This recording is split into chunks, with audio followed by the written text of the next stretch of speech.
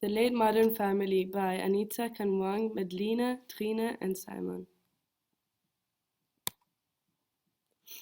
In the late modern family, the children have a dual socialization, which means that the children's identity are highly influenced by their institution compared to their families. Looking 50 years back in time to the modern society, the families had a more traditional pattern in which the mother stayed at home and took care of the children, and the man and the man worked at a factory and came home late for supper. The changes from the modern family to the late modern family is also that in the early 1960s, the woman and man were not equal in the way that women were depending on their husbands and couldn't divorce them if they felt unhappy because they simply could not afford it and it was a norm to stay married.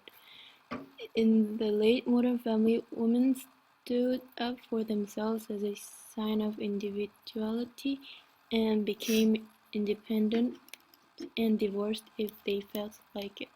This why individualization is an important term when talking about the late modern family, but before their individuality became central, the development of equality also played a role. As the man and woman became more equal, they were able to decide for themselves, which led to the individualization and makes part of the detraditionalization. The table below shows the pros and cons in light of the children's socialization in the late modern family. Examples of pros are independence, the children are able to make their own choices, and there's individuality, since they will have a larger range of choices. For example, in education, they will be able to choose their own education, unlike in the traditional and modern society. There's also that reflexivity is also a pro, since the children will be able to see the when they have to make a choice, they'll be able to see it from more than one angle, and then that will help them make the right choice.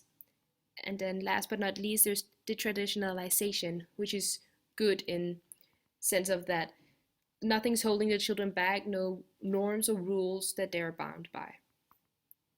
Some of the cons to this development could be the less primary socialization, where the children may not get as much nurture and care at home, when the busy family simply stuffs them in an institution.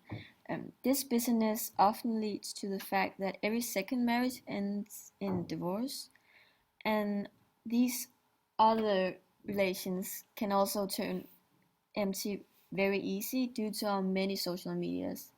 These social medias is also a big factor when talking about insecurity, one of the pros who can easily turn negative when overthinking.